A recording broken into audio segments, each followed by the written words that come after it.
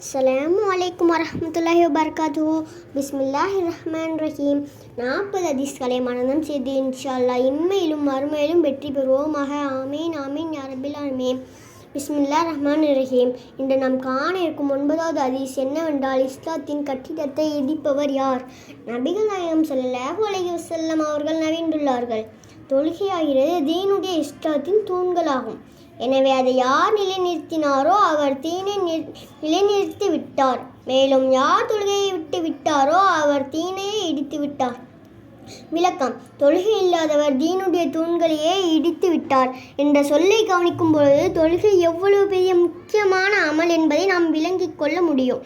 தொழுகை இல்லாதவர் மற்ற நல்ல அமல்கள் எவ்வளவு செய்தாலும் அதற்கு எந்த நன்மையும் அல்லாஹ் கொடுப்பதில்லை என்று வேறு ஒரு ஹதீஸின் கருத்துண்டு.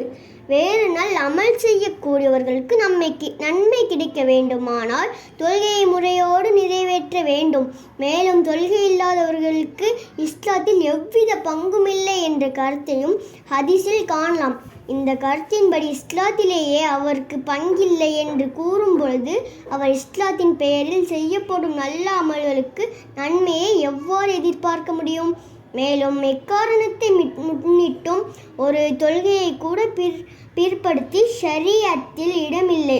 ஒருவர் ஒரு நேரத்துக்கு தொழுகையை களவாக்கி பிற்படுத்தி பல ஆயிரம் கோடி ரூபாய் சம்பாதித்து அவை அனைத்தும் தர்மம் செய்தால் அவர் குற்றவாளியாகவே கருதப்படுவார். ஆனால் அவர் தௌபா செய்து அதை அல்லாஹ் ஏற்றுக்கொண்டால் அது வேறு விஷயம். அஸ்ஸலாமு அலைக்கும் வரஹ்மத்துல்லாஹி வபரகாத்துஹு.